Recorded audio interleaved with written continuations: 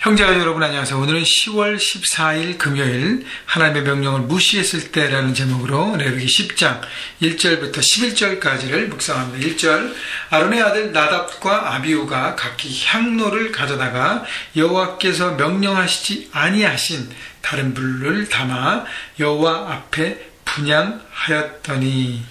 자, 아론의 아들 나답과 아비후는 아론의 네 아들 중에서 첫째 아들과 둘째 아들입니다.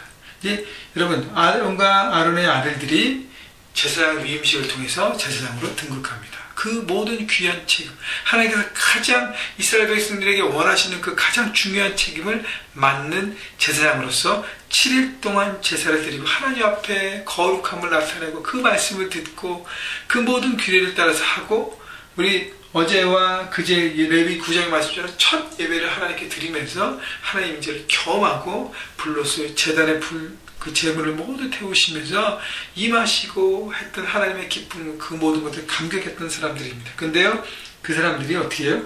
각기 향로를 가져다가 여호와께서 명령하시지 아니하는 다른 불을 담아 여호와 앞에서 분향하였다.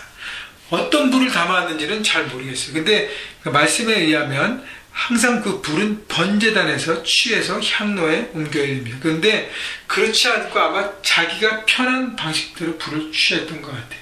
중심이 뭐예요? 하나님 말씀을 따르는 것입니까? 아니면 내가 편한 것, 중심이 나입니까?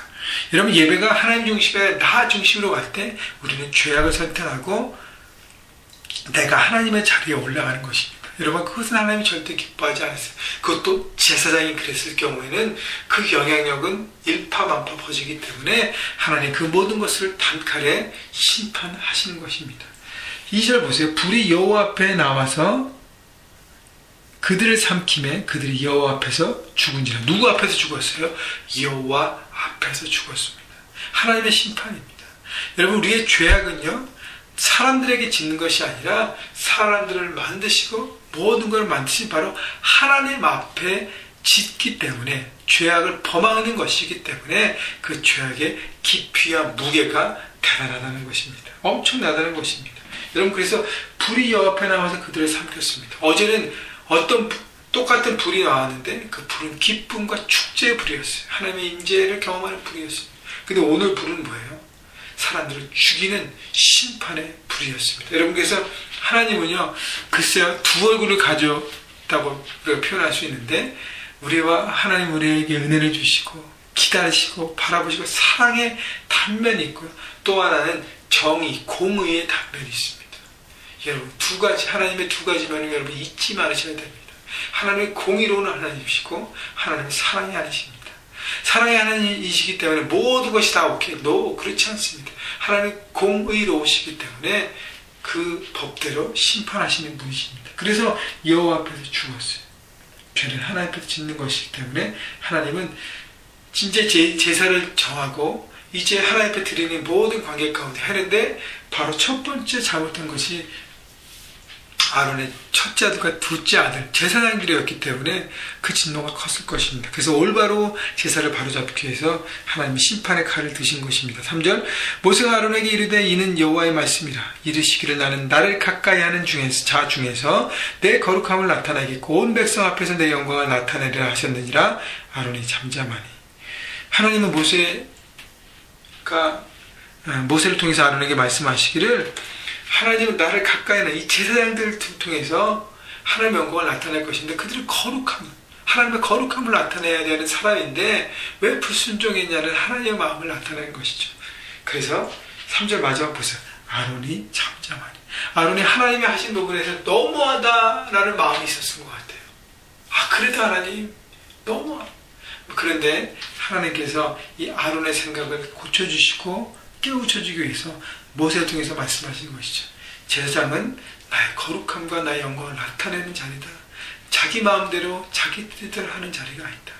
위임식을 통해서 7일 동안 하나님께서 내가 너에게 말씀한 그 모든 제사를 드리게 하는 것이 바로 이것을 위해서인데 왜 그렇게 했는가? 라고 하나님의 마음을 보여주시니까 아론은 잠잠합니다. 여러분, 우리가 하나님의 뜻을 모르기 때문에 항상 컴플레인하고 항상 그냥 여러 가지 내 얘기가 많은데요.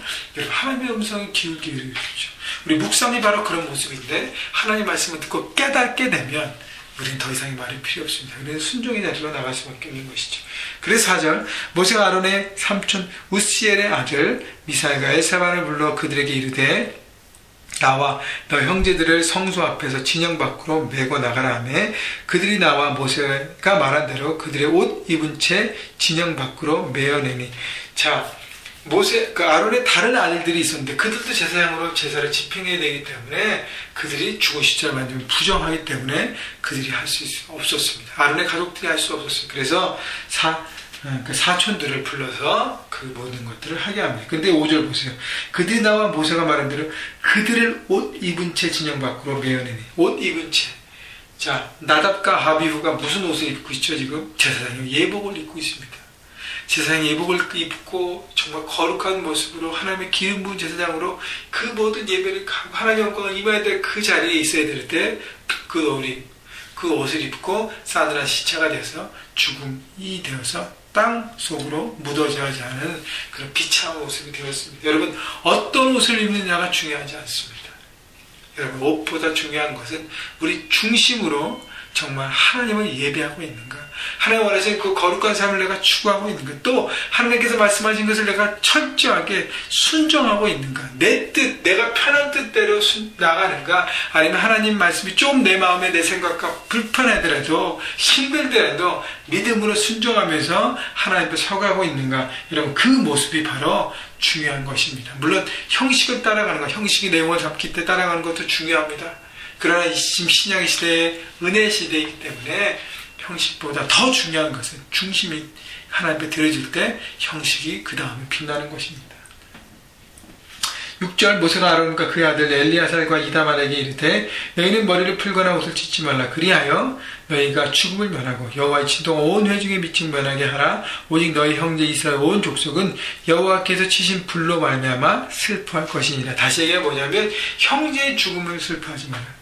그들은 죄를 짓고 진노를 받고 심판을 받았기 때문에 하나님의 진노하심을 생각하고 죄의식을 갖고 각성하며 새롭게 돌아보고 그런 인간적인 연민과 그것에 벗어나서 하나님 앞에 순종하는, 하나님의 뜻을 바라보는, 하나님의 거룩함을 어떻게 바라보시고 하나님의 이 말씀을 얼마나 소중하고 존중하게 여기시는지를 바라보고 존중여김으로 순종의 자리로 나오라는 것. 그래서 하나님은 그것을 가르치십니다. 8절, 여호와께서 아론에게 말씀하여 이르시되 너와 네 자손들이 회막에 들어갈 때 포도주나 독주를 마시지 말라. 그리하여 너희 죽음을 면하라. 이는 너희 대대로 지킬 영영한 규례라. 하나님께서 아론에게 직접 말씀하십니다. 보통 대개 모세를 통해서 말씀하시는데 지금은 아론을 통해서 직접 말씀하세요. 이 의미는 뭐냐면 하나님이 아론을 위로하시고 아론의 마음의 중심을 알기 때문에 격려하시는 것입니다. 모세를 빼고 아론에게 직접 말씀하시는 거예요. 아론의 마음을 알잖아요. 두 아들을 물론 불순종했지만 아비로서 죽이면서까지 이 일을 해야 될 거예요. 이런 마음의 갈등이 있을 것입니다. 그러나 하나님 직접 말씀하시면서 더 이상의 희생을 하나님 원치 않기 때문에 모두를 통해서 아론의 자녀들을 통해서 아들들을 통해서 이 제사장이 하나님의 이 귀한 예배를 감당하기 때문에 하나님이 아론을 다시 한번 세워주시고 네 제사장직과 모든 것을 기뻐함을 하나님께서 각인시켜 주신 것입니다. 여러분, 하나님께 세밀하신 분이에요. 그래서 독주와 포도주를 마시지 말라. 왜냐하면 그것을 통해서 내가 원하는 대로 움직이지 않고 술이 원하는 대로 움직이기 때문에 거룩한 모습을 설하는 것이고요. 10절, 그리하여야 너희가 거룩하고 속된 것을 분별하며 부정하고 정한 것을 분별하고. 그래서 거룩한 것과 속된 것을 분별하는 것. 그래서 술을 취하면요 분별력이 떨어집니다. 여러분, 하나님 성령에 취해야 어떻게 해요? 영적인 분별을 할 수 있습니다. 그래서 성령에 취한 인생이 되어야 됩니다. 그래서 내 뜻과 내 방식대로 분별하는 것이 아니라 성령께서 역사하신 하나님의 마음의 뜻을 품고 분별하는 인생을 살아가는 것이, 그것이 제사장으로서 더 필요한 것입니다. 나답과 아비후는 분별력이 없었습니다. 그래서요, 그 분별에 대해서 하나님께서 강조하시고 11절, 또 나와 여호와가 모세를 통하여 모든 규례를 이스라엘 자손에게 가르치리라. 그 모든 것을 가르치면서 하나님께서 모세를 통해서 이 모든 부분들이 온전하게 될 수 있도록 하시겠다는 대비책도 마련해 주시는 것입니다. 여러분, 영적인 분별력이 굉장히 중요한 것입니다. 그래서 과연 내가 순종을 어디까지 해야 될 것인가? 이것이 하나님의 뜻인가 아닌가? 내 방식인가 내 뜻인가? 분별할 필요가 있는 것이죠. 근데 가장 밑바닥은요, 순종입니다. 내려놓음이에요. 내 뜻과 내 생각을 내려놓지 않으면 우리는 불순종이 나니 자리에 갈 수밖에 없고, 내 마음대로 다 익스큐즈하고 다 이렇게 해서 괜찮겠지. 누구 생각이에요? 내 생각입니다. 그럼 하나님의 뜻과 마음에 맞춰지는 삶이 돼야 우리는 제사장으로서 살 수 있는 것입니다. 여러분, 하나님 우리를 왕같은 제사장으로 불러주셨어요. 여러분이 원하든 원치 않든 여러분 왕같은 제사장으로 부르셔서 그 부르심에 따라 나온 사람들입니다.